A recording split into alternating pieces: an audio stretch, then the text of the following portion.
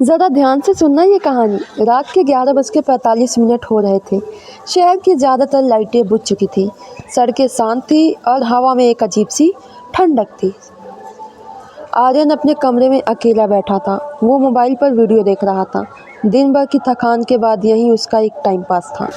तभी उसके फ़ोन पे एक नोटिफिकेशन आया, अननोन लाइव ज्वाइन नाउ। उसने भौवें सिकोड़ ली। उसने तो किसी को सब्सक्राइब ही नहीं किया था।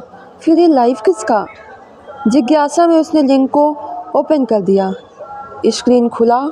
एक पुराना जंजर मकान दिख रहा था। दरवाज़ा आधा टूटा हुआ था। हवा में चरमराहट की आवाज़ आ रही थी। लाइव में कोई इंसान नहीं था, कोई कमेंट नहीं था। कैमरा धीरे धीरे अंदर बढ़ा, जैसे कोई उसे पकड़ कर चला रहा हो। अंदर धूल भरा था। दीवारें पर अजीब चिन्ह बने थे। लाइव में केवल यही था और कोई व्यूअर नहीं था। छत से जाले लटक रहे थे। फर्श पर एक फ़ोटो फ्रेम पड़ा था। आर्यन ने ध्यान से देखा। उसमें उसी मकान के सामने खड़ा लड़का देखा। वो लड़का बिल्कुल आर्यन के जैसा दिख रहा था। उसका दिल तेज़ी से धड़कने लगा। तभी लाइव में आवाज़ आई, तुम आ चुके हो। आर्यन ने घबराकर चारों ओर देखा। उसके कमरे में कोई नहीं था। अचानक उसकी लाइट झपकी। एक पल के लिए अंधेरा में डूब गया उसका रूम। फ़ोन के स्क्रीन चमक उठी। लाइव में अब सीढ़ियाँ दिख रही थी। कैमरा ऊपर जा रहा था। हर कदम की आवाज़ साफ सुनाई दे रही थी। ठक ठक ठक। ऊपर एक कमरा था। दरवाज़ा आधा खुला था।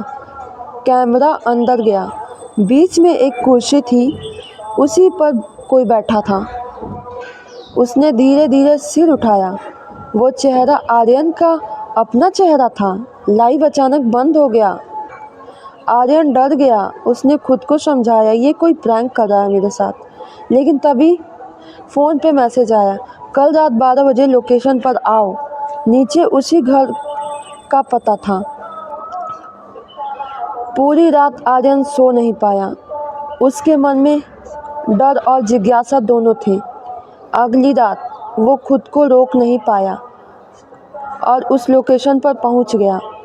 मकान वैसा ही था, टूटा हुआ। सन्नाटा था पूरा। वो अंदर गया। दरवाज़ा खुद ब खुद बंद हो गया। उसने पीछे मुड़कर देखा, लेकिन बाहर जाने का रास्ता गायब हो गया।